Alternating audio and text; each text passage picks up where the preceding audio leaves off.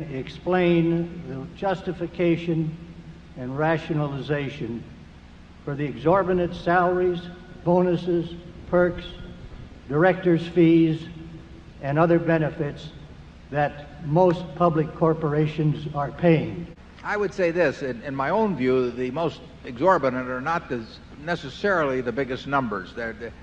What really bothers me is when companies pay a lot of money for mediocrity, and that happens all too often. But we have no quarrel in our subsidiaries, for example, for paying a lot of money for outstanding performance. I mean, we get it back 10 or 20 or 50 for one. And similarly in public companies, we think that there have been managers and are managers who have taken companies to many billions of market value, more than would have happened with virtually anyone else.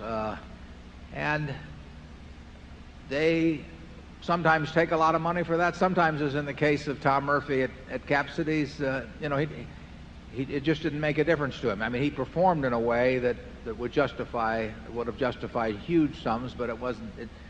I mean, he would tell you that he had all the money he needed, and he just didn't care to take what the market might bear.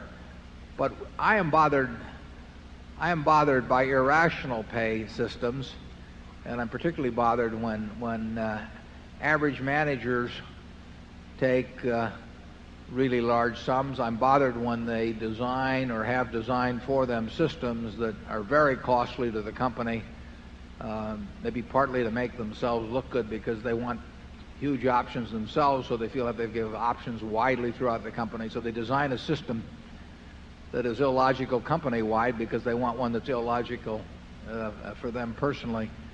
But large sums per se don't bother me. I'm not saying, whether any individual might want to take them or not. But I do not mind paying a lot of money for performance. It's done in athletics, it's done in entertainment, but in business, the people who are the 200 hitters and the people who would not attract a crowd as an entertainer have worked it out so that, I mean, the system has evolved in such a way that many of them take huge sums, and I think that's obscene, but I can tell you there isn't much you can do about it.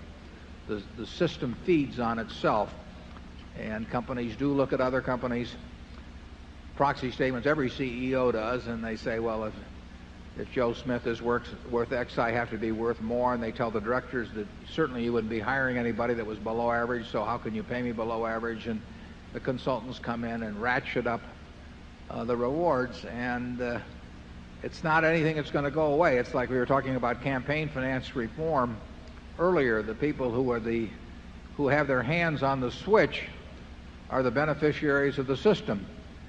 And it's very hard to change the system when the guy whose hand is on the switch is benefiting enormously and perhaps disproportionately from that system. Charlie? Well, yeah, I'd like to report that the original Vanderbilt behaved even better than the people at Berkshire Hathaway. He didn't take any salary at all. He thought it was beneath him as a significant shareholder to take a salary. That ideal, I'm afraid, died with him. And yeah, Charlie and I, our directors are paid $900 a year, but I tell them on an hourly basis they're making a fortune because we don't work them that hard. But what Charlie and I did not think through when we established that $900 a year is that they set our salaries too. So we have not followed the standard procedure, which is to load it on the directors, and the directors shall load it on you.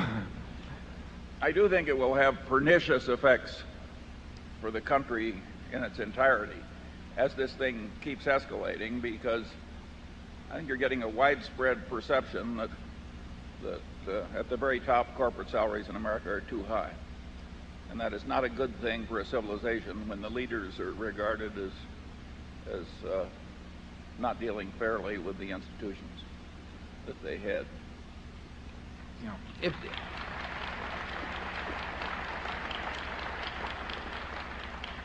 And as for the corporation consultants who advise on salaries, all I can say is that prostitution would be a step up for them.